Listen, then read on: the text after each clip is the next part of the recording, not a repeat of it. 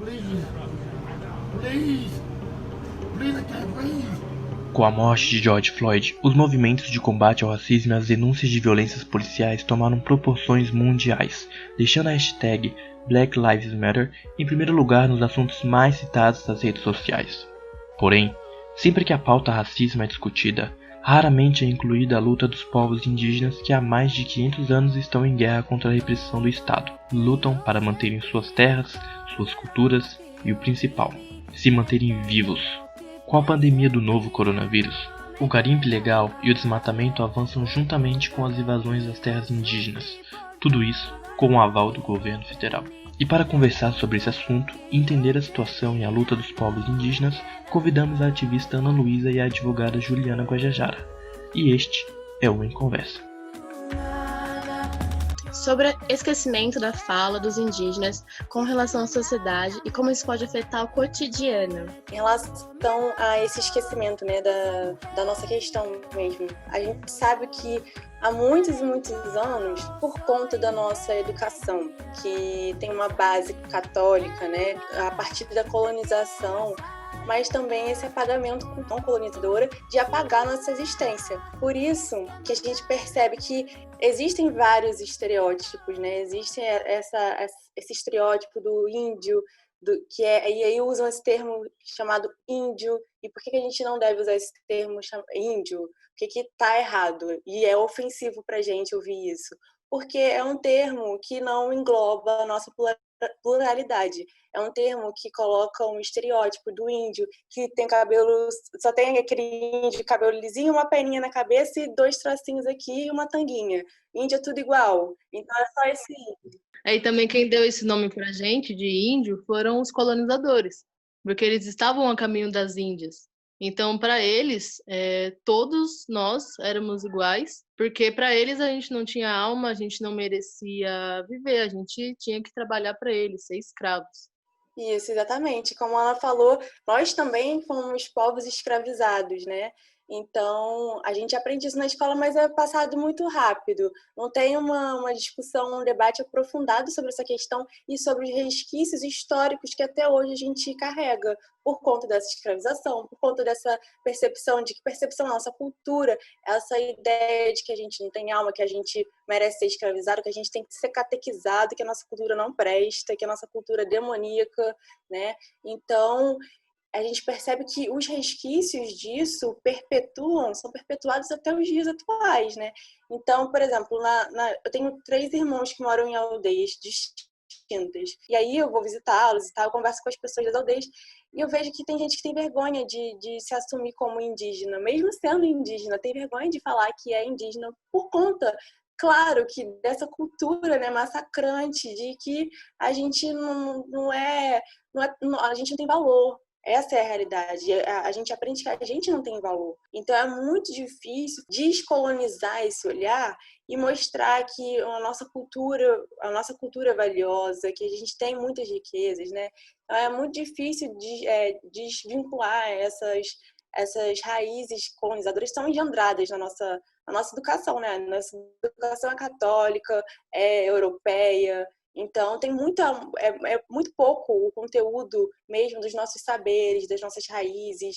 Então, tem poucas discussões sobre isso, né? Falando sobre essa questão do esquecimento das nossas falas, eu vejo que para as pessoas da cidade, até mesmo dos interiores, o indígena é como se fosse um corpo invisível. A gente é invisível no nosso próprio território. A gente estava aqui antes de tudo ser constituído. Onde vocês estão agora era uma terra indígena antes. Tudo isso, como a Juliana falou, parte da educação. Porque na educação não se tem, pelo que eu me lembro da escola, não tive matérias que falou sobre nossas resistências, falou sobre nossos heróis, falou sobre as lutas históricas, confrontos que a gente teve, porque a gente lutou e muito. Isso não aparece, só aparece sobre o Dia do Índio. Isso, da questão do esquecimento da fala, consegue englobar todas as outras perguntas. Quando eles falam que o indígena tem que ser o cabelo liso, não pode ter o cabelo cacheado, as pessoas caem nesse estereótipo. Esse estereótipo faz com que elas apaguem a nossa fala, apaguem o que a gente está falando, apaguem nosso grito. E isso acontece muito. Assim, há um tempo já que eu vou em movimentos, vou em atos, junto com outros parentes de outras etnias, ou até mesmo do meu povo. E toda vez que a gente vai falar, as pessoas não dão a devida atenção para a gente. As pessoas olham para a gente, primeiramente elas já olham pro estereótipo, para fora. Não escutam o que a gente tem a dizer. Todas essas mobilizações sociais, toda vez que vão falar sobre apoio às minorias, raramente citam a gente. Então é como se a gente estivesse gritando só para nós. É sempre o nós por nós. Sempre a gente que tem que recorrer à ajuda de outro parente, de outra etnia. Tem como você ajudar? Divulga isso. É como se a gente estivesse gritando sozinho. E esse esquecimento parte de todo o estereótipo e das pessoas crescerem sem saber das nossas realidades, dos nossos contextos, da nossa diversidade. Não sei se vocês acompanharam, teve essa coisa dos pessoal que tava fraudando as cotas, né? Aí o pessoal falava que era negro, aí a foto a pessoa era branca, classe média, enfim. E teve um pessoal também que falou, essa pessoa aqui é indígena e ela tem cabelo cacheado, ela é assim, assim, assado. Também tem essa coisa, né, do estereótipo das pessoas indígenas já terem um tipo específico, né? Aí queria que vocês falasse pra gente um pouco. Vocês viram que aconteceu esse negócio no Twitter? Com a parenta Larissa. Larissa. Eu fiquei bastante triste, porque eu tenho Twitter, né? Eu acompanho as coisas, agora tá aparecendo bastantes indígenas lá, a gente vai se articulando, falando, levando informações por lá. E aí acabou que o Twitter fez esses perfis de fraudadores de cota. Eles não especificavam muito bem a cota. Eu falei, isso vai dar merda. A fraudadora de cota, acho que foi de Pernambuco, postou a foto da Larissa, colocou lá a cota que ela usou para entrar na faculdade. Autodeclaração indígena. E aí, pelos traços dela, por ela ter a pele clara, tipo, ela pintou o cabelo, viver como qualquer outra pessoa que pinta o cabelo, etc., julgaram ela, mandaram mensagens de ódio, ameaça, falaram muita coisa para ela. E aí, eu e mais outras pessoas, tipo, foi falar com ela, foi dar um apoio. Inclusive, ela contou um pouco sobre o processo dela na faculdade, que ela passou na faculdade, ela entregou todos os documentos, que em algumas faculdades você tem que entregar assinatura de lideranças, tem todo um processo. Só que quando ela foi passar na bancada, é uma bancada que eles fazem uma entrevista com você, e aí eles não passaram ela por questão de fenótipo. Isso já foi um grande processo para ela. Tanto que ela e as lideranças do território dela entraram com uma ação contra a faculdade. E aí ela conseguiu ganhar e entrou na faculdade. Aí vem esse perfil de fraudadores de cota, carregados de etnocídio e racismo até, e foram ela recebeu xingamentos. E esses dias uma youtuber, não sei se vocês conhecem ela, Lívia Zaruti, ela fez um vídeo falando que ela não era indígena, porque ela tinha pele clara, porque ela pintava o cabelo, porque ela estava na cidade, porque ela usava celular. E isso são comentários que só a gente que sabe como é. É um corpo invisível, é um corpo que não pode pertencer a nenhum espaço. Se a gente, só pelo fato da gente estar na cidade, as pessoas vão perguntar: nossa, mas você é indígena e você está na cidade? Mas você usa roupa? Mas você usa celular? Mas você sabe falar o português correto? São coisas que eu já escutei. E conversando com outros parentes, trocando essas vivências, a gente vê que é algo que atinge a todos. Todos os quesitos de luta e do cotidiano, não tem como não se afetar por isso e não se colocar no lugar dela que passou por isso. Também sobre representatividade, eu queria perguntar para vocês se vocês se sentem representados, assim, na mídia, ou vocês já acham que há uma grande falta disso? Por consequência desse apagamento todo, né? A gente vê esses resquícios até hoje. As pessoas não abraçam muito isso, como a Ana falou, até para a gente divulgar as nossas questões, as nossas pautas. Quem levanta as bandeiras somos nós. As pessoas que não são indígenas, elas não vendem, talvez, não seja algo que venda. Se a estrutura não é pensada na gente em nenhum momento, é claro que essa falta na estrutura, né, seja do judiciário, do executivo, do legislativo, vai acontecer também. A gente até tem algum parlamentar, não lembro qual a etnia dela, mas tem umas pessoas que representam, mas ainda é pouco, ainda é muito pouco. Eu, particularmente, não acredito que a gente vai fazer mudança através de estrutura do judiciário, né, na estrutura do Estado como um todo. As mudanças, as revoluções não acontecem a partir daí. Para mim, a gente tem que fazer a luta de forma autônoma, sem contar com isso. Porque se essa visão europeia, colonizadora, tá enraizada nessa estrutura, ela não serve para a gente, nunca vai servir. Essa estrutura hierarquizada não serve. E todas as nossas lutas, né, são praticamente autônomas, é nós por nós. Tudo que a gente levanta, tudo que a gente leva. Aqui em São Paulo, foi em 2017, eu moro entre Caieiras, Perus, e eu moro perto de Jaraguá. E eu tenho contato com os parentes, lideranças de lá. E em 2017 veio uma juíza, deu uma. É que eu não entendo muito dessas coisas de direito, depois pode me complementar, Juliana. Ela deu uma medida provisória que anulava a demarcação da terra indígena do Jaraguá. E aí, tipo, a gente ficou desesperado. Assim, eu acordei com os parentes de lá, mandando mensagem, falando: meu Deus, e agora? O que a gente vai fazer? E a gente foi, se organizou por lá mesmo, foi muito bonito, porque os outros parentes dos outros territórios, os que já moram na cidade, como eu, todos foram para lá, foi todo mundo, veio parentes do território do litoral, a gente ficou dentro do território, fazendo as nossas pautas, conversando, se articulando, pressionou o governo com manifestações, atos, e aí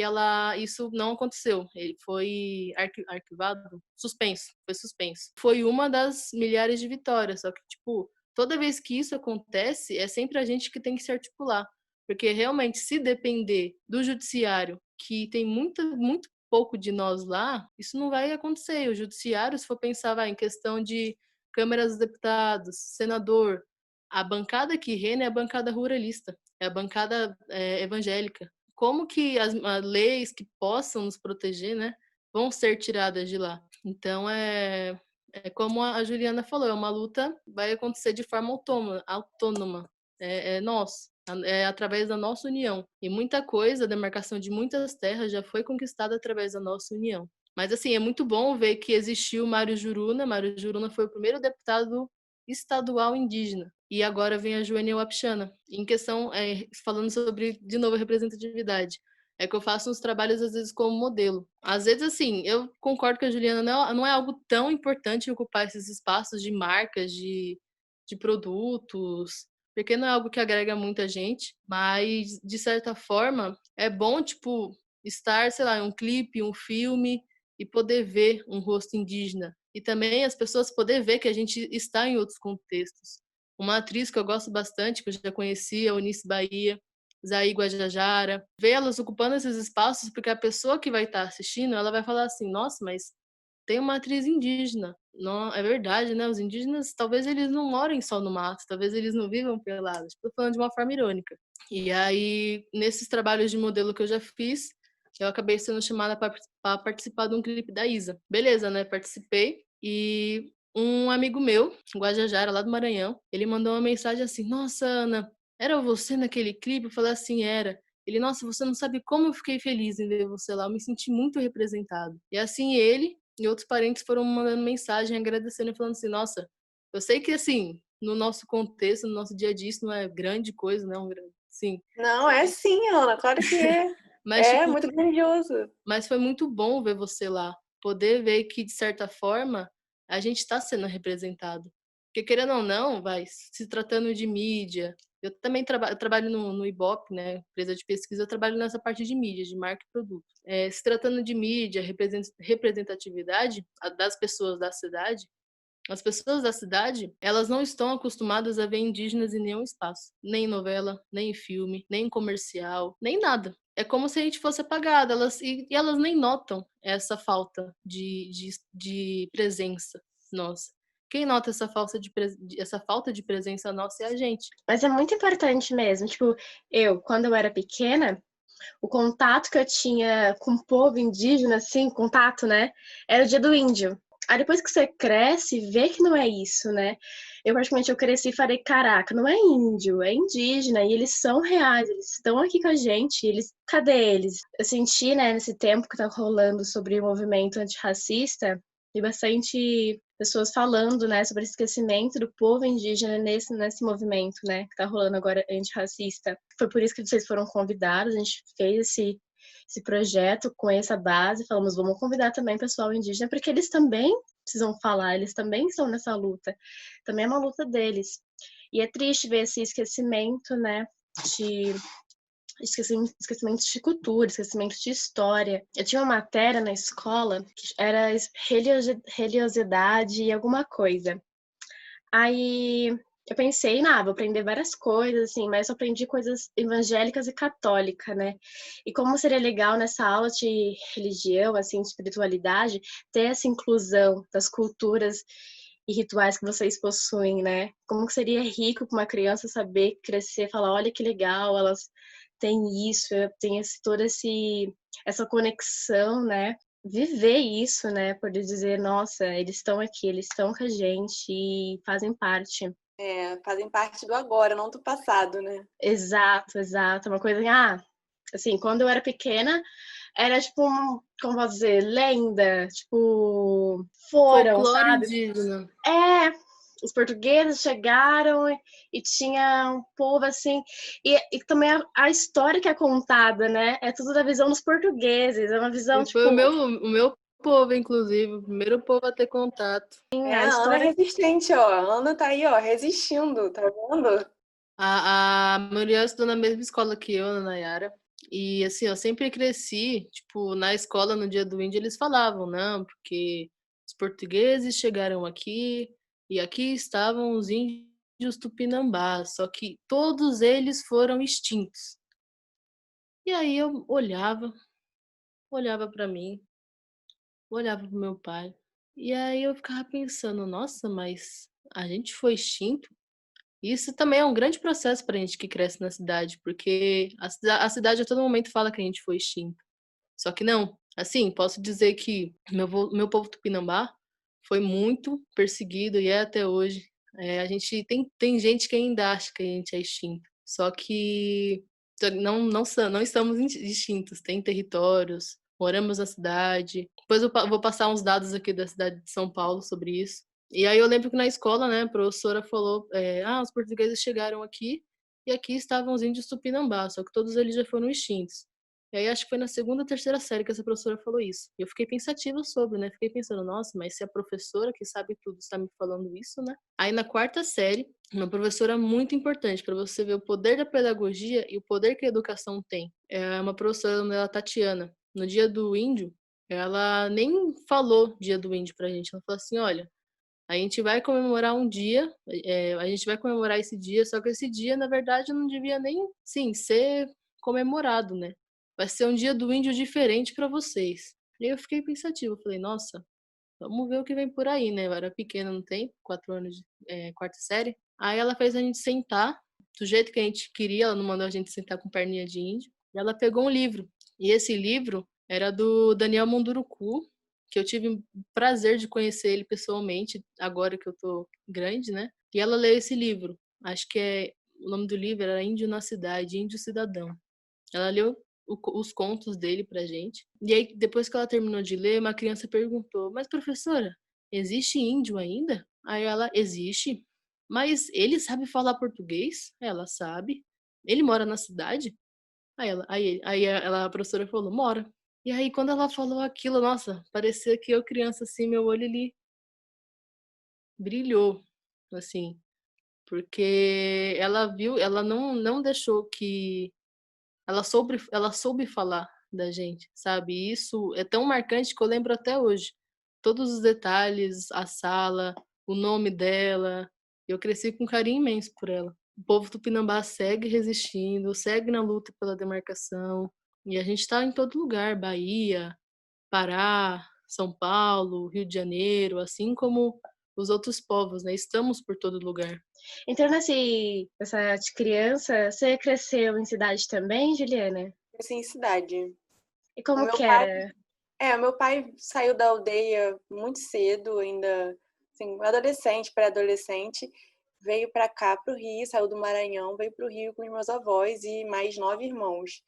E alguns desses irmãos eram mais velhos, não sabiam falar realmente português, só sabiam falar a língua, que é o Zengueté.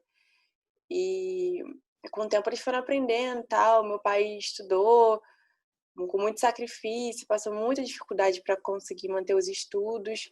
E aí ele conseguiu se formar em direito e hoje ele é advogado. E aí eu acabei seguindo os passos dele, hoje eu também sou advogada. Em termos de se autodeclarar, se autoafirmar, eu acredito que tenha sido um processo recente. Apesar de ter tido essa oportunidade de ter feito meu muqueado quando eu tinha 15 anos E apesar do meu pai, desde sempre, independente do que a gente aprendia nas escolas, o meu pai sempre falava para mim e pro meu irmão, que eu tenho um irmão mais novo. Eu tenho 5 irmãos, na verdade, e um é por parte de mãe e pai.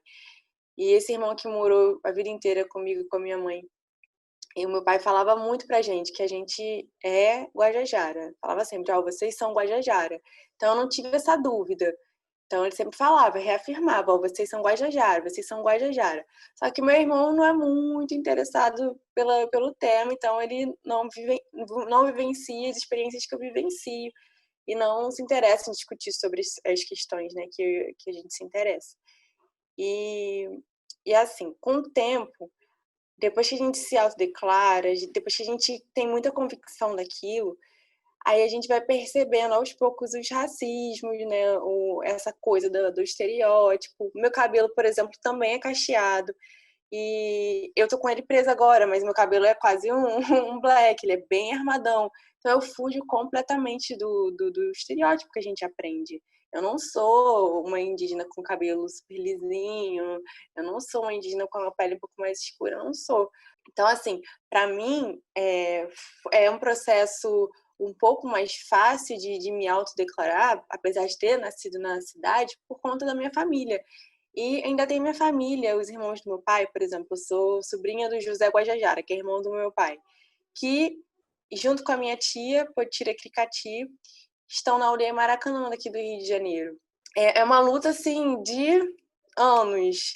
E aí tiveram os mega eventos, né? Copa, Olimpíadas. No dia 22 de março de 2013, foi o dia, para mim, o divisor de águas, porque foi o dia que houve a remoção dos indígenas da aldeia Maracanã. E eram diversas etnias ali. Esse dia foi marcante. Depois, se vocês procurarem no Google, colocar assim, remoção aldeia Maracanã, vocês vão ver o caos que foi, a truculência que foi. É assim, apavorante. E foi a primeira vez que foi usada a arma sônica, ou seja, eles estavam testando já as armas para reprimir as manifestações que viriam a acontecer um pouco depois, né, que já estavam acontecendo, já estavam se mostrando cada vez mais fortes e potentes naquela época. Então foi a primeira vez que usaram arma sônica, usaram muita bomba, muito spray de pimenta. Olha, o meu irmão na época morava lá na aldeia e ele era bebezinho.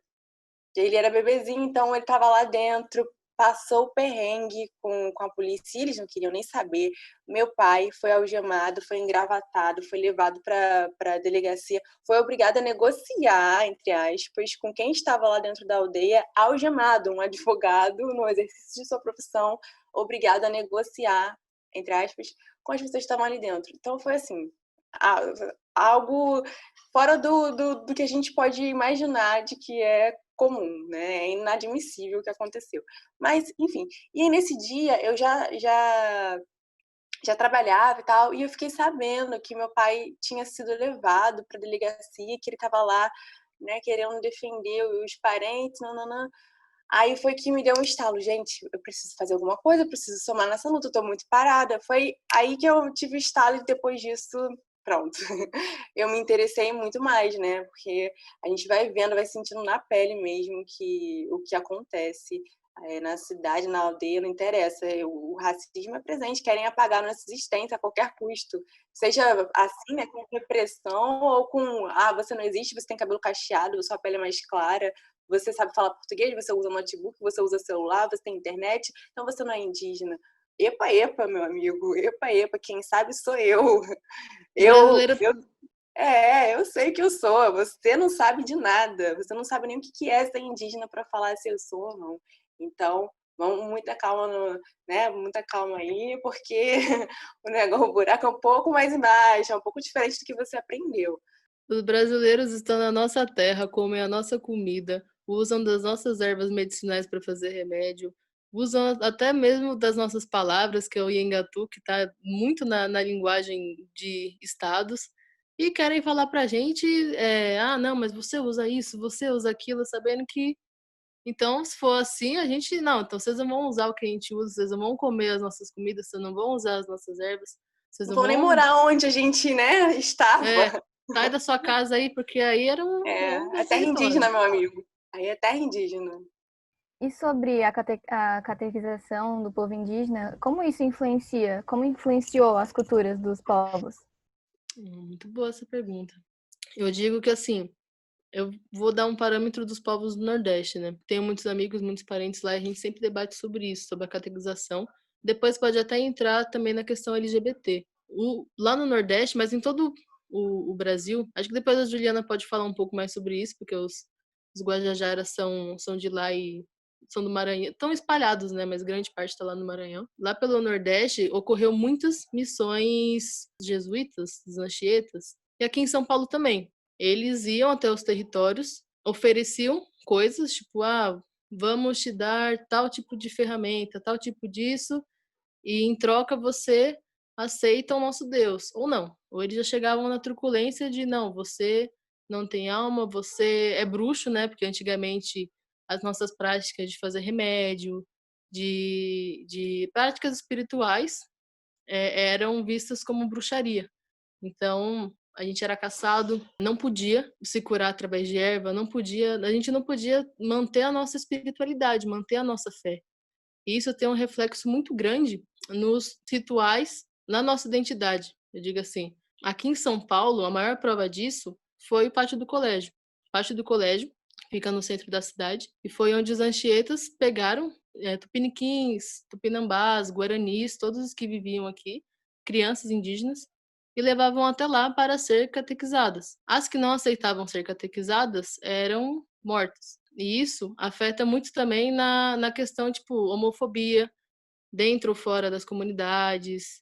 Até mesmo tem um filme, eu não gosto muito do diretor que fez ele, mas é o ex-pajé. Ele fala sobre isso, que é a visão de um xamã sobre a perda da espiritualidade. Porque ela foi tão demonizada, ela foi tão reprimida, que se perdeu um pouco.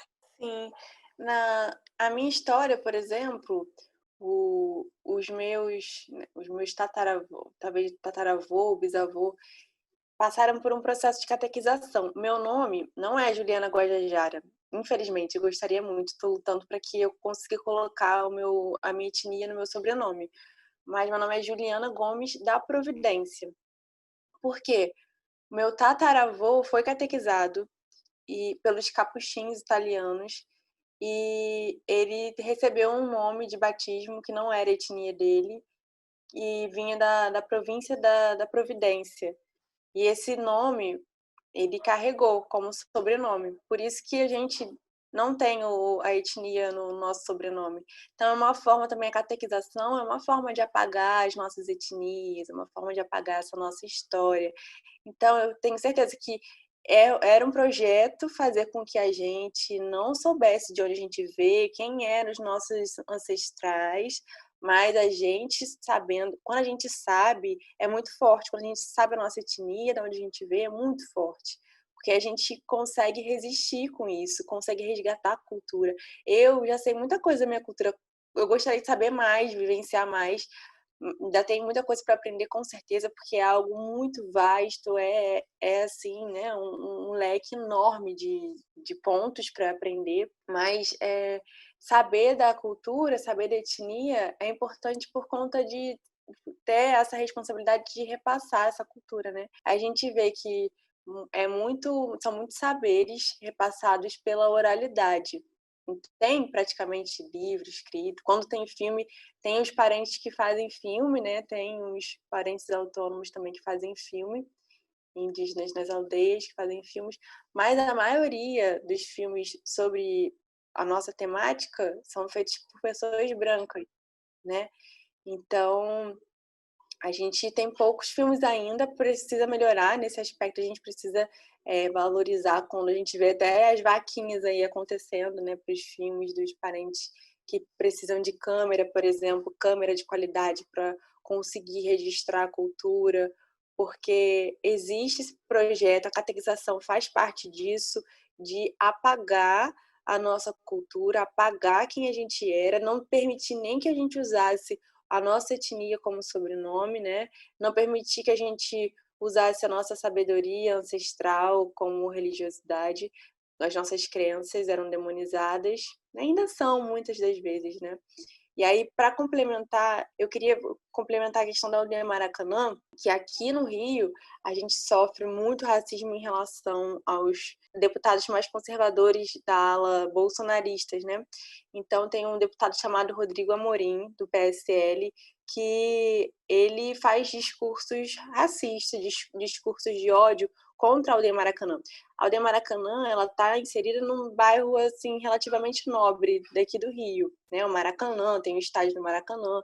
Então é uma elite que mora por ali e tem essa questão de querer higienizar os territórios e encaram a aldeia Maracanã como algo sujo, algo que não tenha valor, algo que não presta, algo que tem que sair dali. A Conlurb, que é o órgão que faz a limpeza das cidades, tem que passar ali e tirar a aldeia Maracanã para essas pessoas, né? Então, ele fez declaração chamando a aldeia Maracanã de lixo urbano e disse que ali não tem indígena. Então, o que é lixo urbano, né? E o que é ser indígena para essa pessoa que não sabe nem o que está falando? Se é uma pessoa que faz esse tipo de discurso, não sabe o que está falando. Então, é importante a gente romper também com esses discursos assim muito comuns, senso comum, né? É importante que a gente questione essas falas, que a gente rebata, porque ele persegue a aldeia Maracanã, ele tá doido para que a gente saia de lá, tá doido para mover os pauzinhos dele para que a gente saia de lá. E existe um processo, e aí complementando também a fala de que o judiciário não é feito para a gente, as decisões não são feitas por nós, a estrutura não é para a gente, mas nada impede que a gente, né, se movimente por fora e que a gente fortaleça na luta sempre. Mas na aldeia Maracanã existe uma briga ainda processual. Foi decidido primeiro que teria que ter um manejo indígena, mas também não foi decidido como seria esse manejo. E aí o Estado do Rio de Janeiro contesta as nossas alegações, as nossas defesas. Então ainda está nebuloso, não tem algo concreto de que a gente pode ficar nesse espaço. A gente conseguiu ficar nesse espaço, principalmente a minha família, que eu admiro muito, assim, não é para puxar o saco não, mas eu admiro muito eles que conseguem ficar lá diariamente, lutando mesmo com unhas e dentes, pode falar o que for, eles estão lá, ó, insistindo. E não foi nenhuma decisão judicial, não, viu? Porque eles são, ó, insistentes. Tiraram uma vez, no dia 22 de março, ficaram longe. Aí eles conseguiram manter a gente longe. E aí, em setembro do mesmo ano, a gente reocupou. Em dezembro do mesmo ano, de 2013, tiraram de novo. E aí, depois disso, a gente reocupou porque era um prédio, né, que é o antigo Museu do Índio, que chamam, que tinha um muro, eles demoliram tudo. A gente reocupou mesmo assim, a gente reocupou a parte de fora. E aí conseguiram fazer um muro em volta e fizeram a aldeia ali. Então já tem as casas, já tem a parte da estrutura da cozinha, que é coletiva. Então é uma aldeia mesmo, a distribuição é comunitária, se vive, né, ali, é aldeia, as pessoas dividem as tarefas, um cuida do outro, venda de artesanato, eventos culturais sobre as etnias que estão ali, grupos de estudos, então tem de tudo, um pouco de tudo. E isso graças ao movimento mesmo, à luta de quem estava ali todos os dias resistindo, não foi nenhuma decisão judicial, né? E a gente também não pode dar ouvido para essas pessoas que acham que estão fazendo a coisa certa, chamando o outro de lixo urbano, ou então falando que ali não tem índio, né? Aí eu lembro que teve até uma vez que alguém me compartilhou um vídeo do Rodrigo Amorim questionando um parente Mapuche, se eu não me engano. E aí ele perguntou assim: Você é índio? Você é índio? Questionando o parente. Ele falou assim: Não, eu sou Mapuche. Eu sou Mapuche, porque não tem índio, não existe índio, eu sou Mapuche, ou seja, ele não sabe de nada. Então, assim, só mostrou para todo mundo que ele não sabe de nada, ele não sabe do que ele está falando. É isso. Sobre a catequização, só dar um adendo. Os europeus, os católicos, eles sabiam do quão importante é a nossa espiritualidade pra gente. Pra questão de todo o resto, pra gente dançar, a dança, o canto, as curas, tudo depende da nossa espiritualidade. Eles tirando isso da gente, eles impondo a religião deles, tirando a nossa espiritualidade, para eles aquilo ia acabar com a gente ia crescer sem a identidade, sem o entendimento de quem a gente era. Esse foi uma das propostas da catequização que aconteceu por todo o Brasil. Você falou, Ana, sobre indígenas LGBT, né? Como que funciona, como que é, né? A gente sabe que a LGBT em si já sofre todo um preconceito. Como que é ser indígena e LGBT? Não é fácil ser nenhum dos dois, né? E creio que também tem muito aquela questão do estereótipo. Tipo, as pessoas perguntam, nossa, mas você é indígena e você é LGBT? Tem muito esse questionamento das pessoas desvalidarem a nossa identidade pelo fato da forma como a gente se relaciona. Quando eu converso com outros parentes que estão em territórios ou que estão na cidade, são ligados ao seu povo, como eu, pergunto para eles como que é, né? Viver na comunidade deles e como é a questão de ser LGBT, e algumas são de boa, só que outras, por um grande impacto da colonização, não aceita tão bem. Mas também é algo que está sendo construído, que eles estão debatendo. E aqui na cidade é isso, as pessoas tipo desvalidam você. Não, mas como que você é indígena e você é LGBT? Isso não existe. Uma mulher indígena tem que casar com um homem indígena, um homem indígena tem que casar com uma mulher indígena. Não existe isso de indígena e LGBT. Só que isso é uma grande mentira. Quem trouxe essa visão de homofobia para cá foram os europeus. Foi a Igreja Católica, porque a base da homofobia é a religião católica, é a Bíblia. O primeiro caso de homofobia que aconteceu no Brasil foi, se eu não me engano, em 1613, e foi com Tibira. Tibira era um indígena do meu povo do Pinambá. Ele foi amarrado no canhão e aí perguntaram para ele: "O que você quer fazer antes de morrer?" E ele falou: "Eu quero dançar e eu quero cantar para os meus ancestrais." Ele dançou, ele cantou, amarraram ele no canhão e mataram ele pelo fato dele ser LGBT. E também uma grande liderança do meu povo, de antigamente, né? Em 1555, é o Cuyambebe. Cuyambebe, ele tem esse nome porque ele é o homem dos peitos achatados, o significado do nome dele. Então, quando os portugueses chegaram aqui e viram a forma física dele, como ele se comportava, os portugueses ficaram espantados. Como que esse homem tem essa forma? Como que esse homem é desse jeito? E aí eles já começaram a reprimir, a demonizar, a matar.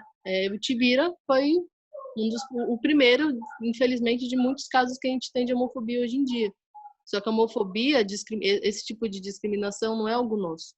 É algo que foi trazido para cá. Porque a gente entende muito bem, a gente sabe entender a diversidade, a gente sabe o que é a diversidade. A gente convive muito bem com a diversidade, porque ela nos compõe. Não é fácil assim, mas creio que a gente está se unindo, a gente está se articulando. Eu estou vendo coletivos, tem uma amiga minha, Catumirim, não sei se vocês conhecem ela criou o coletivo Tibira, que vem com o nome do Tibira, para falar exatamente sobre vivências e como é ser indígena e LGBT. E eu até aconselho que, se vocês quiserem conhecer não só a minha, mas de outros indígenas, as vivências, como é ser dentro do seu território, não. Tipo, vai no Instagram, leia os textos, veja o que a gente tem a falar. Porque é isso, a gente, em todos os quesitos, todos os espaços, a gente é desvalidado, sendo LGBT mais ainda. Nesse quesito quarentena, né, de pandemia, o coronavírus, eu tava vendo 2 links de reportagens, né, que falam que muitos líderes indígenas estão morrendo, infelizmente, por causa dessa doença, e queria saber como que tá impactando isso, né, como que tá impactando isso nos povos e na cultura também. Acho que recentemente morreu um líder, eu não me recordo o nome, mas acho que foi essa semana. Morreu Paulinho Paiacão. Na real, não só ele, né? Toda semana, praticamente, eu recebo notícias de mortes. Estou acompanhando os boletins da PIB, e muitos dos nossos estão morrendo. A nossa taxa de mortalidade está bem maior que a média nacional. Estamos com 48% dessa taxa de morte. E quando se fala um corpo indígena, não é apenas um corpo, sendo criança, sendo jovem, ainda mais ancião. O ancião, ele carrega todo o ensinamento, ele carrega toda a história, ele carrega toda a tradição. E ainda mais uma pessoa que é anciã em liderança, como foi o Paulinho Paiacão, uma grande liderança que lutou pela demarcação não só da terra dele, mas de outros territórios, é uma perda muito grande. Porque, querendo ou não, a gente já passou, não pelo coronavírus, tipo, querendo ou não, as pessoas estão passando pela primeira epidemia da vida delas. Os nossos ancestrais não. Passou por varíola, passou por gripe, passou por um monte de coisa. Então, a gente sabe muito bem como é esse cenário de epidemia, de pandemia. E são grandes perdas. E, não são, e são grandes perdas exatamente porque uma das questões é a falta de estrutura que é concedida a nós, a falta de estrutura na saúde, a falta de estrutura de transporte, que isso também é uma forma de racismo, é uma forma de genocídio, é uma forma de excluir. Porque a gente se pergunta, pensando em coronavírus, como que o coronavírus está ameaçando, está chegando até os parentes que ainda não tiveram contato com a nossa sociedade? Como que isso está chegando até eles? E quem está levando isso?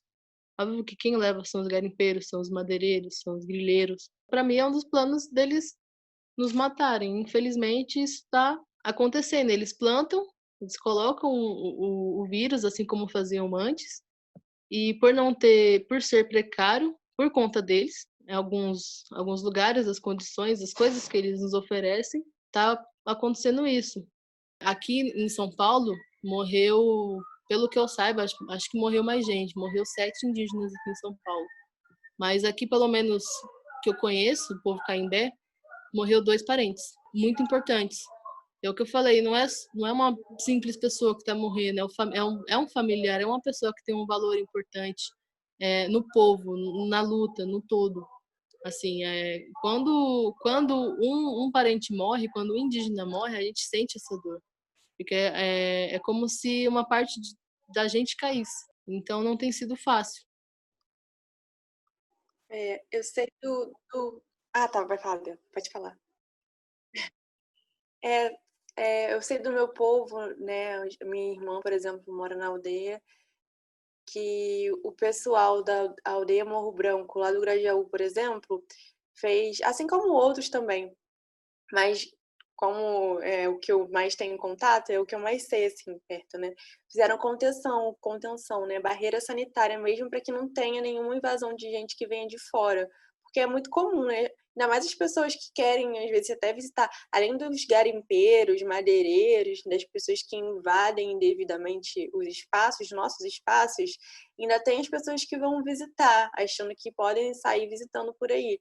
E aí fizeram uma barreira, né, um cordão de isolamento sanitário para que ninguém de fora entrasse, para que não tivesse essa possibilidade de disseminar o vírus para os parentes, porque como a Ana falou, se para a gente na cidade que precisa de saúde pública já é difícil, imagina para o indígena que já luta por isso há séculos. Há séculos a saúde indígena ainda está em pauta, os parentes não têm estrutura, né, para que sejam atendidos quando ficam doentes. Então, é algo que ainda mais quando é uma doença vinda de brancos, né, uma doença desconhecida, que ninguém tem anticorpos ainda, é muito mais séria, muito mais grave quando acomete um parente nosso. Então, quando, né, moram nas aldeias e tal. E ainda tem a questão como ela falou, que muitos não são nem contabilizados como indígenas com coronavírus, por exemplo. Recentemente, eu vi uma notícia no jornal de que o Ministério da Saúde não estava contabilizando os indígenas que moravam fora das aldeias. Aí a gente entra na questão de que, se não estão contabilizando os indígenas que vivem fora das aldeias, esse número não é real. Esse número de indígenas contaminados não é real. É muito maior do que eles estão divulgando, né?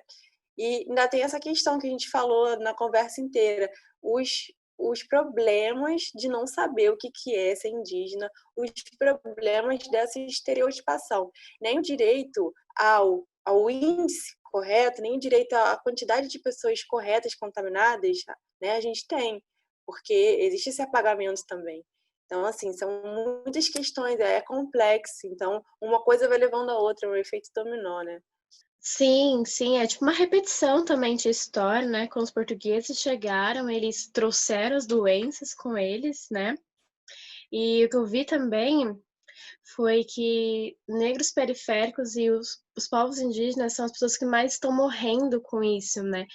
Então, assim, a doença, ela pega qualquer pessoa, só que o morrer, né, essa coisa também rola essa elitização, né? Que quem fica vivo é quem pode bancar, quem tem acesso, quem pode bancar um tratamento de saúde para isso. Entrando agora em outro assunto, é no ambiente de trabalho. Acho que ambas trabalham, né? Já sentiram algum preconceito por ser indígena? Algum comentário, alguma piadinha de mau gosto? Até Alguma coisa mesmo semelhante? na entrevista, no processo seletivo, se já aconteceu algo parecido. É sempre o medo, né? A partir do momento que.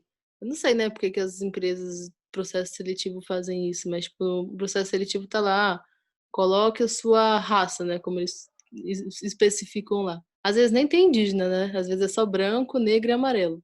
Aí você vai lá, quando eu fui fazer meu processo seletivo, eu fiquei muito apreensiva, porque tava lá, identifique sua etnia. Branco, amarelo, negro, indígena, pardo. Aí eu fui e coloquei indígena, mas assim, morrendo de medo, né? Porque a pessoa que vai estar lendo, ela não vai querer contratar uma pessoa indígena, ela não vai querer que a gente esteja naquele espaço. Inclusive vai ser, para as pessoas da cidade, vai ser, nossa, mas como assim um indígena está se inscrevendo para minha vaga? Então a gente tem sempre esse receio de se a gente vai conseguir passar ou não, se a gente vai conseguir ser aceito ou não. Porque o racismo com a nossa identidade, com quem a gente é, com a nossa cultura, é muito forte. Então vem sempre esse medo de, nossa, mas se eu vou colocar isso, mas será que vão me aceitar? Será que vão falar? Será que eu vou passar nesse processo seletivo? São várias coisas que passam pela nossa cabeça. Aí eu fui, né, coloquei, passei no processo seletivo, fiquei bastante feliz. Só que dentro da empresa, muitos comentários, assim. Uma vez eu estava almoçando, e aí eu estava tomando uma latinha de Coca-Cola. E aí um cara chegou para mim e falou assim: Nossa, mas você é indígena e você toma Coca-Cola? Isso não é ser indígena, você não é mais indígena. Você toma Coca-Cola. Você tá na cidade, você tá trabalhando. Como é que você trabalha tão bem? Como é que você se veste tão bem? Também, né, lá no meu setor, a gente. Foi em 2018 que eu tava trabalhando lá no setor que eu tava. Aí era tempo de eleição. E o pessoal do meu setor era muito. Eles conversavam muito sobre política, né? Os meus amigos, o resto era tudo.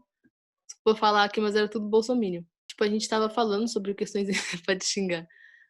Eu tava falando sobre. Perguntaram pra mim sobre como era, perguntaram sobre as questões indígenas, morar na cidade, como que era a realidade disso, daquilo, eu fui respondendo. E aí a minha antiga chefe falou: Ah, não, mas vocês indígenas são tudo vagabundos. Vocês não trabalham, vocês só são perigosos, são alcoólatras. Então são comentários que, assim, como eu estava trabalhando, eu infelizmente dependo desse emprego, eu não podia chegar para minha chefe e xingar ela e falar, ah, não, sabe, falar um monte para ela.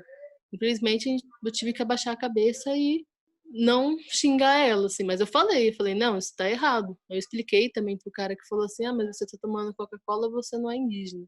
Eu tive que explicar tudo para ele, mas assim, essas pessoas entra por um ouvido, sai pelo outro, eles não querem saber, eles só querem falar. Aí diz ele que foi pro Pará, aí foi em aldeia que tinha antena, que tinha isso, que tinha aquilo, que para ele não existe mais índio verdadeiro. Não existe mais índio puro no Brasil. Para você tolerar e estar em um ambiente de trabalho onde as pessoas frequentemente falam isso, fora que quando eu chegava, eles começavam a falar coisas desconexas, tipo, falavam palavras desconexas se referindo a mim, tipo, ah, olha sua língua aí, você não é o Tupi-Guarani? Ah, e falavam palavras nada com nada. E vinham falar comigo e falavam palavras nada com nada. Ah, você não fala assim? Mas nesse setor que eu tô, graças aos encantados, sou muito bem recebida, me respeitam, gostam muito de mim. Minha chefe também, a atual, né? Ela é bastante receptiva comigo, ela conversa, ela gosta de saber, gosta que eu passe informações para ela, ela me mantém muito confortável, dificilmente desse antigo setor que eu tava. Comigo, eu só tive uma experiência mesmo, assim, de sentir o racismo na pele. Quando eu fazia estágio no escritório e eu tava pintada. E aí a pintura é feita de genipapo, né? Eu tava pintada no braço, tinha ido pra Aldeia Maracanã na época, e eu tava pintada no braço. E aí a advogada, assim, que é abaixo da supervisora, falou: ó, é melhor você esconder esse braço pintado, porque a chefe não vai gostar nada disso. Ou seja, é como se fosse uma sujeira, entendeu? Como se eu tivesse com o braço sujo e não pudesse estar naquele ambiente de trabalho. Então, acho que esse foi o que mais, assim, me mexeu comigo, que eu senti na pele mesmo em ambiente de trabalho, que eu não tenho direito de me pintar e trabalhar, porque não pode, porque é sujo. E se eu quiser ir pintada, eu vou ter que bancar isso. Eu vou ter que bancar que eu quero ir pintada. Vai ter momentos que eu vou sentir necessidade de me pintar. Vão ter momentos que eu vou querer me pintar. E eu não posso ficar pintada porque eu sou suja. Eu não posso ficar pintada porque se alguém encostar em mim vai se sujar. Isso. Então foi assim, algo que me marcou muito e que eu me senti, de certa forma, limitada. Nesse sentido de não poder fazer o que eu poderia se eu não estivesse num ambiente de trabalho. A gente anda meio que com esse medo, né, porque a gente sabe muito bem o que as pessoas vão falar. Infelizmente, como elas nos enxergam, o olhar delas já diz tudo. Ou elas vão nos apagar, fingir que a gente não tá ali, ou elas vão fazer esse tipo de comentário. É a questão da pintura também. Uma vez foi o Encontro das Mulheres Indígenas em São Paulo, que teve, ano retrasado, em 2018, quando eu trabalhava naquele setor. Aí um parente, Guarani, ele foi e fez o grafismo em mim, ele quis fazer. Aí eu falei pra ele, ó, isso aí não tem genipapo não, né, porque eu tenho que trabalhar amanhã. Aí ele, não, fica tranquila, só tem carvão. Aí, tipo, tinha um pouquinho de genipapo na tinta. Só que um pouquinho de genipapo na tinta já marca a sua pele. E aí ele fez o meu rosto, o grafismo, e eu fui trabalhar no dia seguinte. Só que assim, eu fui pra casa, dormi, que eu cheguei tarde, acordei, lavei o rosto, já peguei o ônibus, o trem e fui trabalhar. Quando eu cheguei na minha empresa, nossa, eu andava, o pessoal olhava, olhava estranho. E aí eu cheguei até minha chefe, né? Fui dar bom dia pra ela, ela ficou olhando pra mim com uma cara tipo sim, inconformado do porquê que eu tava daquele jeito. Só que assim, não dava pra ver só se você chegasse muito perto do meu rosto. Dava pra ver, e aqui era, nessa parte que tava um pouco mais visível, né? Naquele dia eu falei, nossa, vou ser mandada embora. Não só esse dia, né, também outros encontros que eu fui, que fiz grafismo no meu braço, né, falei: "Não, o braço tem como cobrir". Mas, assim, teve uma vez também que ela viu, e ela só olhava, ela ficava assim, só olhando, assim, só com um olhar de repressão, de tipo: "Nossa, o que que essa menina tá fazendo? Ela tá achando que ela trabalha onde? Ela tá achando que ela é quem pra chegar na empresa dessa forma?". A gente sempre se prepara para qualquer comentário em qualquer espaço que a gente vá. Qual é a opinião de vocês sobre o impacto do governo atual nas questões indígenas, como a demarcação das terras? Sobre o governo atual, sinceramente, assim, eu vou ser sincera, não sei onde vocês vão postar esse vídeo, mas Pode ser sim. acho que os outros governos, eles disfarçavam muito bem não gostar da gente, mas esse não disfarça, de nenhuma forma. Antes dele ser eleito, ele já falou que ele ia entrar e que ele ia oferecer tudo para a bancada ruralista, e que se dependesse dele, ele não ia demarcar nenhuma terra indígena. Dito e feito. Não vai ter 1 centímetro demarcado para reserva indígena ou para quilombola.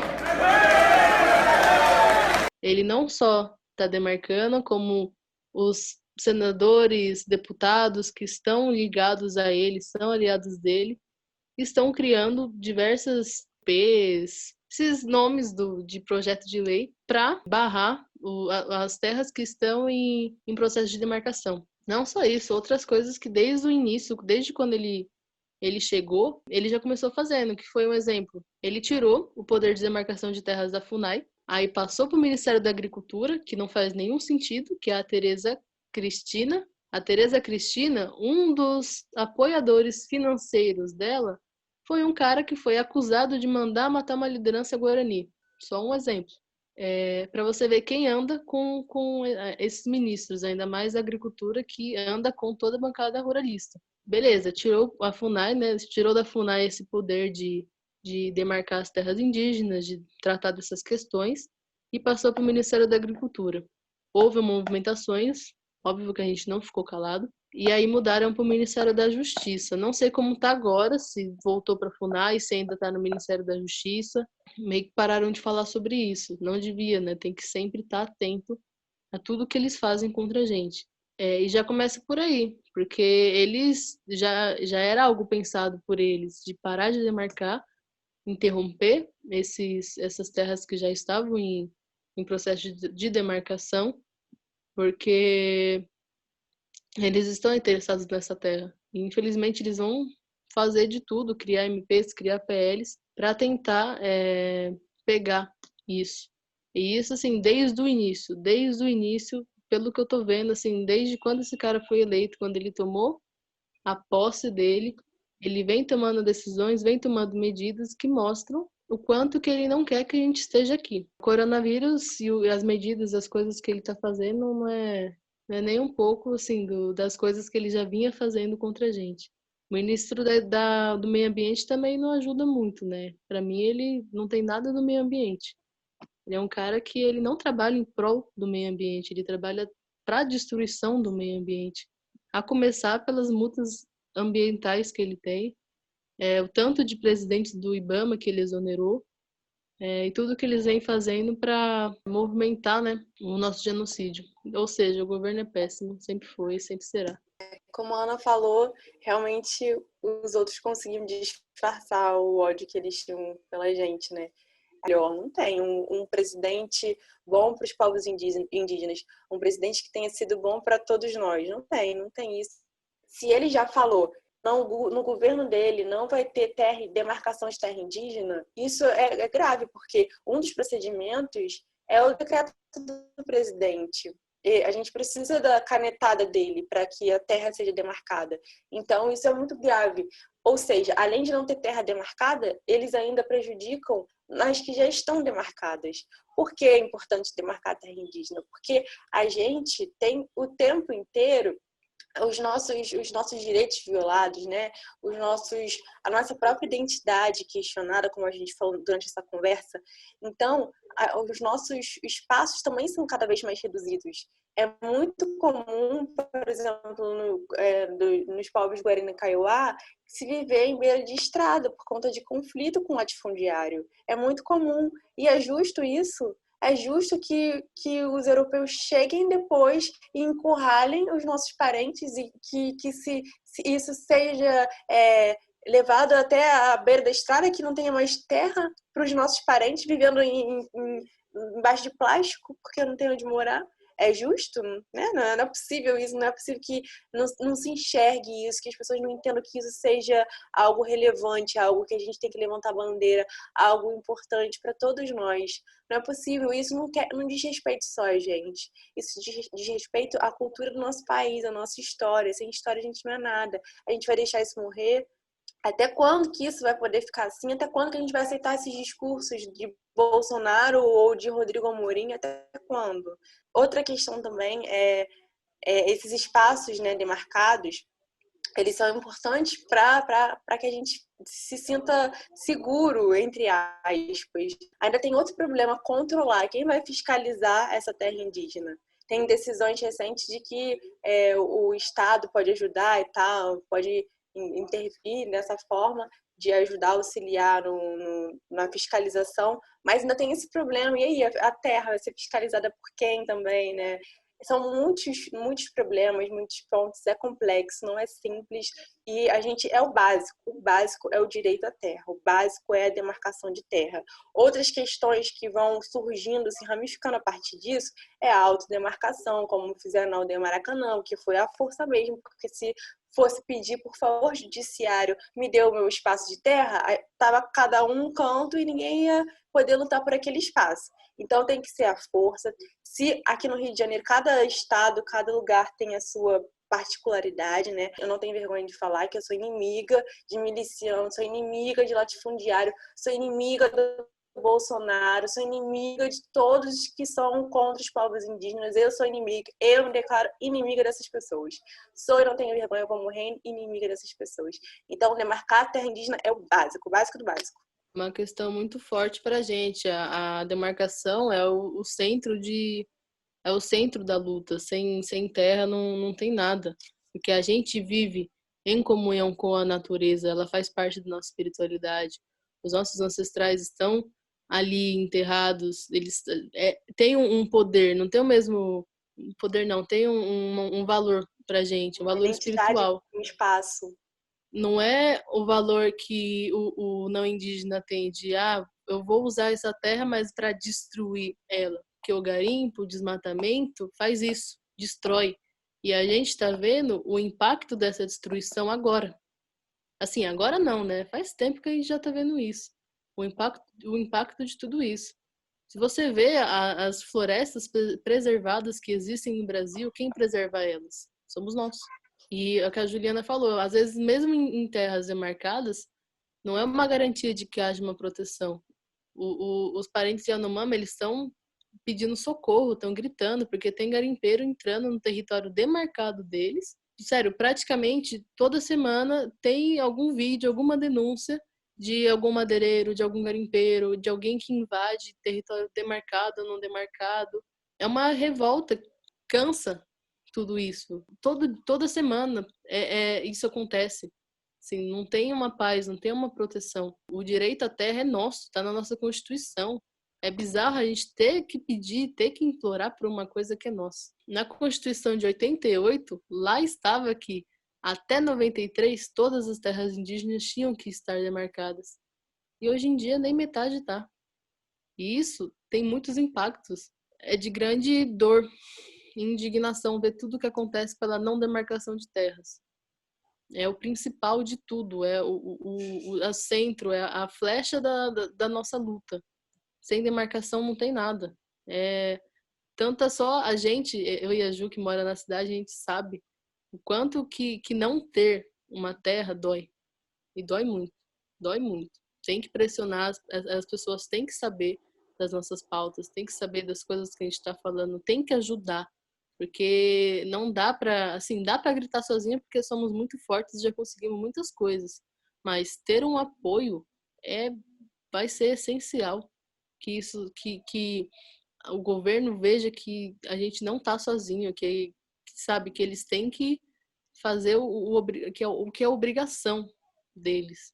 Obrigação. Os caras falam, não, é muita terra para pouco índio, mas, tipo, viu o tanto de fazendeiro que tem pastos e pastos por aí, que é bem mais do que a porcentagem de terras indígenas. Eu não consigo nem expressar o quanto eu sinto raiva, o tanto de sentimentos que me preenchem em relação a isso. Não é uma coisa fácil de lidar. A gente se organiza, a gente conversa, a gente luta. Se eu tiver que estar na frente, se eu tiver que passar por qualquer coisa para ajudar os meus parentes que precisam, eu vou estar lá.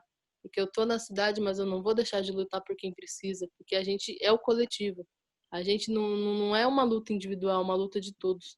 Se alguém está precisando, eu vou lá e ajudo. A gente trabalha nessa coletividade. É essa coletividade que faz com que a gente conquiste as nossas coisas.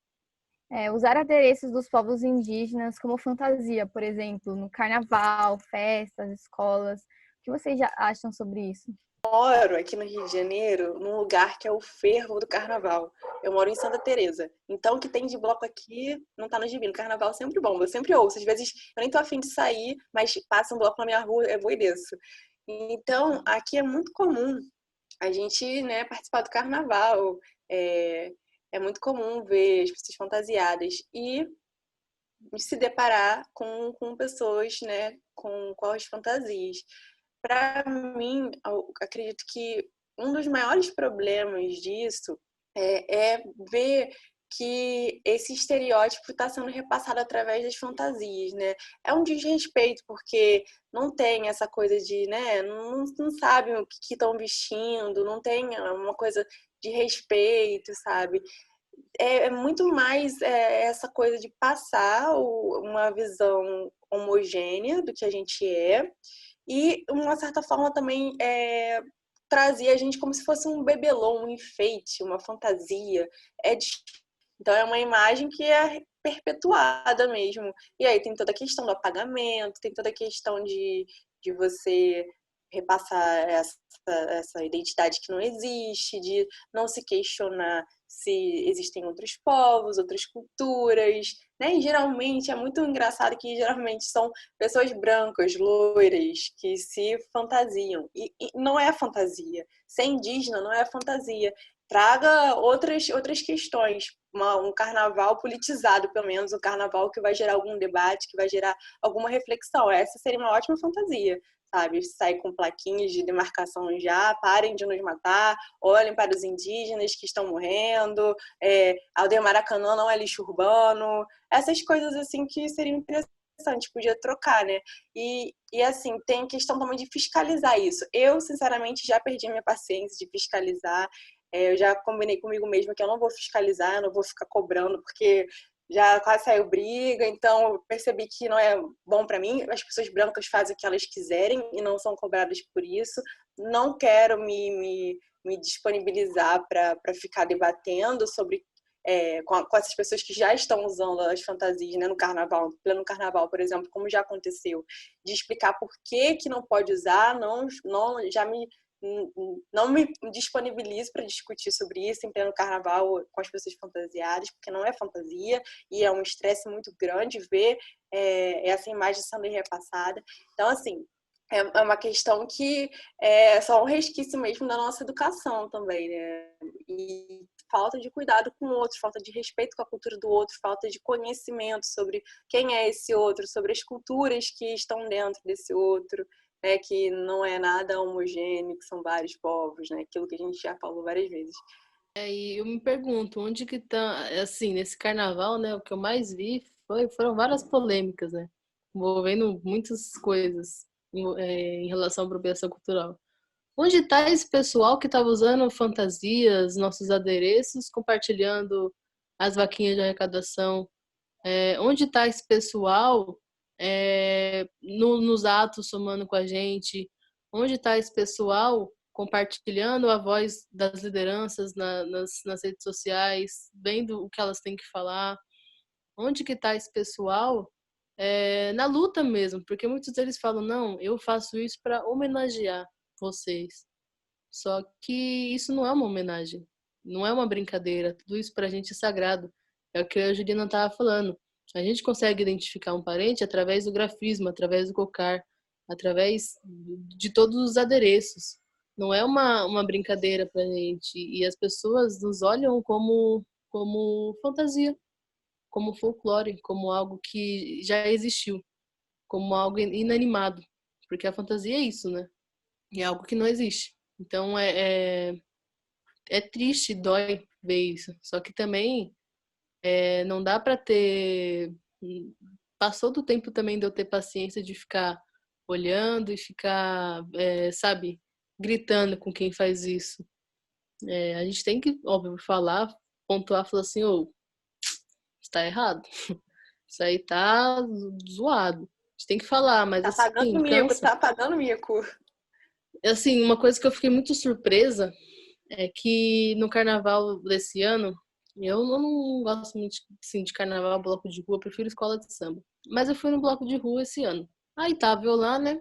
E eu vi um cara vestido com os nossos adereços. Ele não era branco. E aí eu passei assim, minhas amigas elas sempre apontam e falam, ó lá, Ana, você tá vendo? Ele tá se apropriando. Mas eu falo, ó, deixa ele, eu vou seguir meu bonde. E aí eu escutei um monte de gente começar a gritar, índio não é fantasia, índio não é fantasia, e todo mundo começou a olhar para ele. E aí quando eu vi, o bloco inteiro de carnaval tava gritando, índio não é fantasia, e todos os caras que estavam vestidos fantasiados de indígenas, eles, não tinham onde colocar a cara, assim, tirou o cocar e ficou, tipo, abaixou a cabeça. E porque todo mundo começou a gritar, índio não é fantasia, índio não é fantasia. E creio também que seja por um levante que vários indígenas fizeram nas redes sociais com hashtag falando que a gente não é fantasia. A gente ainda tem que explicar o quão importantes são essas coisas para mim. Isso aqui não é só um brinco de pena, isso tem um valor espiritual para mim. Essas penas desses pássaros têm um valor espiritual para mim, não é uma coisa simples, uma coisa que eu uso por usar para ficar bonito, sabe? E, assim, eu fiquei muito surpresa esse dia. Mas acho que cansa de ter que falar o óbvio para as pessoas. A gente tem tanta informação já na nossa cabeça todos os dias, tantas responsabilidades por ser quem a gente é, por carregar os ancestrais que a gente carrega. para ter que ficar falando o óbvio para as pessoas. A gente a todo tempo tenta aprender, tenta se educar para entender as questões do outro. Só que as pessoas elas não tentam nos entender e não tentam se educar para aprender as nossas questões. O Barolo fez um comentário aqui. Eu tenho visto que a presença de vocês na internet tem sido muito impactante e esclarecedora para muita gente, eu incluso. No Twitter, vira e mexe viraliza alguma pessoa indígena falando sobre algum assunto nesse sentido, e isso atinge muitas pessoas. Bastante. Mas também a quantidade de comentários racistas que a gente recebe, né? Mas, de fato, assim, eu creio que a internet é um grande meio de comunicação, não tem como negar. Falar, tecnologia é isso, é aquilo. A internet é um grande meio de comunicação e pautas estão sendo levantadas através dela. E eu fico feliz, assim, porque antes eram poucas pessoas, assim, que estavam nas redes sociais, nas mídias digitais, para poder falar sobre. E hoje em dia eu já vejo um movimento um pouco maior. E eu fico feliz dessas pessoas, grande parte de jovens lideranças de seus territórios, levando, ou a gente da cidade também, levando essa informação para as pessoas. E é bom saber que vocês aprendem também com isso, né? Tem outras páginas de mídias digitais, visibilidade indígena. A Juliana também posta uns textos muito bons. Tem o Tibira, que é o coletivo LGBT. Tem a Rádio Yandê, que é a primeira rádio indígena do Brasil e que fez o IB Festival, que foi o primeiro festival de música indígena que aconteceu aqui em São Paulo no ano passado. E todo esse levante, né, se dá por conta das mídias digitais. Então é importante que vocês estejam aprendendo e é importante que vocês aprendam isso também, para que a gente não tenha que falar sempre, né? É bom divulgar bastante todas as questões, né, que são pra gente muito óbvias e que a gente se cansa de ter que explicar. É bom divulgar, é um trabalho coletivo mesmo, e não só nosso, um trabalho coletivo de quem não é também, de quem não é indígena também, porque tem a ver, como eu disse, com a nossa cultura, a cultura do nosso país, de quem estava aqui antes. Então é importante que a gente repasse. E sobre a última pergunta aqui do nosso bate-papo, que é na luta pelos direitos indígenas, vocês têm alguma figura representativa pelo qual vocês se inspiram? E se vocês tiverem, por que eles não são citados na mídias ou em livros de história? Tenho bastante, assim, desde muito nova. Primeiramente, começar com o Cuyambebe, que foi um grande líder, Tupinambá, a Imberê também, né? Inclusive, o Rio de Janeiro, a Praia do Flamengo, era um antigo território tupinambá. Era um território, né? Aí eles construíram senzalas pra gente. Até que houve revoltas, mas também ocorreu muitas mortes, onde hoje em dia é a Praia do Flamengo. E o Aimberê, que foi uma grande liderança tupinambá, e acabou morrendo lá. Hoje em dia, a praia, acho que ninguém tem nem noção quando vai lá, né, na Praia do Flamengo, do valor espiritual que ele tem. Não só ele, mas todos os morros do Rio de Janeiro, enfim, o Aimberê Cuyambebe, que é uma liderança, já foi uma liderança aqui de São Paulo muito forte. Mabal Tupinambá, todo o processo de retomada de terra que teve lá na Bahia, da coragem que ele teve, não só ele, mas outros primos lá da Serra dos Padeiros, Olivença, a Renata Tupinambá, que ela é do Rio de Janeiro, ela é de Niterói, e eu sou muito fã do trabalho dela, de ser cofundadora da Rádio Yandê, de levar essa informação, de nos unir através da arte, dessa revolução que foi o primeiro festival de música indígena que teve aqui. A Soninha Guajajara, gosto muito dela. Eu tive o prazer também de conhecer, de conversar, de abraçar. Ela é uma pessoa incrível, que nos ajuda bastante nessa questão, assim, ela, como Joênia Wapichana, todas essas que estão nesse meio, a Juliana também, que é advogada, que creio que vai nos ajudar bastante, né? Acho que, para mim, todos são pessoas importantes. Todos os que estão na luta, todos os que estão vivos, para mim, são pessoas importantes, são pessoas que eu me inspiro, porque são pessoas que vão levar um futuro melhor, são ancestrais que estão projetando um futuro melhor para as próximas gerações. Mas, assim, de grandes referências, eu tenho essas, né? Que se fosse citar todas, Davi Copenauá, Ailton Krenak, Daniel Munduruku, Cacau Herá, Eliane Potiguara. Para mim é muito assim complexo determinar um, porque cada um tem sua singularidade, cada um traz um conhecimento diferente. Então, né, eu tô aqui agora podendo conhecer a Ana mais profundamente, tô apaixonada por ela. Então é muito Obrigada. especial, sabe? Quando a gente vai se conhecendo, eu não conhecia. E eu tô tendo essa oportunidade depois que eu fiz a página de conhecer e me aproximar cada vez mais das pessoas. Eu tinha meu perfil pessoal que não era profissional, então acabava, né, selecionando quem ia ver, quem não ia, e não me mostrava muito. Agora, com esse profissional, eu acabo me mostrando mais e permitindo que mais pessoas entrem, permitindo que mais pessoas conversem comigo, permitindo encontros como esse, que são extremamente importantes para todo mundo, não só para gente, como para vocês, como para quem vai assistir. Então, assim, é algo de grande importância para mim e para a história da minha vida, para os meus filhos, esses encontros que acontecem. Mas, assim, em termos de luta, eu sou muito admiradora das guerreiras, dos guerreiros que conseguem travar as lutas autônomas, principalmente. E a história da minha família, como eu contei, né, tem a ver com a catequização dos capuchinhos italianos e tudo mais. E existiu um parente chamado Caiuré, que se tornou o cacique rebelde. Essa história os livros de história não contam. E o cacique rebelde, ele se rebelou contra os capuchinhos italianos. E, indígena não é pacífico, não tem história de ser indígena que chamaram de chacina, mas assim, eu não vou entrar nesse mérito de que foi demais, porque o que a gente viveu na história,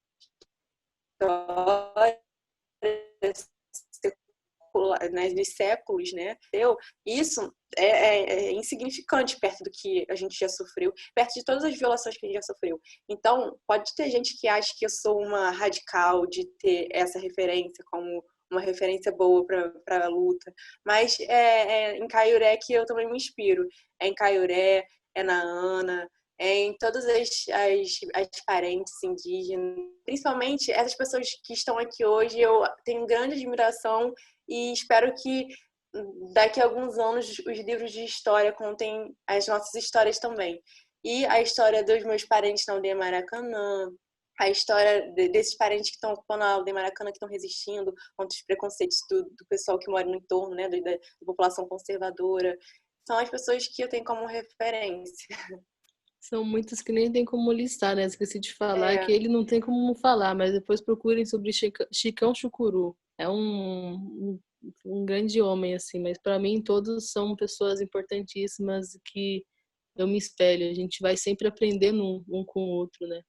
A gente lida muito bem com essa diversidade, a gente gosta de aprender. E faz parte também da antropofagia do nosso povo de querer aprender, de sempre ir atrás desses aprendizados, dessas coisas.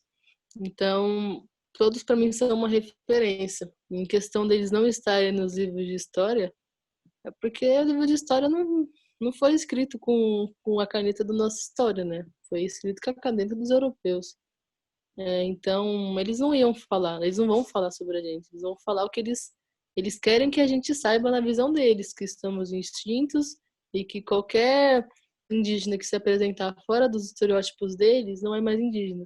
E assim vem o etnocídio, o racismo e todo o processo que eles sempre pensaram muito bem desde o início. Eu espero muito que tenha educadores indígenas, tenha essa representatividade na educação, para que eles levem a nossa mensagem, para que eles levem a nossa verdade. Para as crianças já crescerem cientes do território em que elas pisam e da história de quem é o real dono daqui, sabe?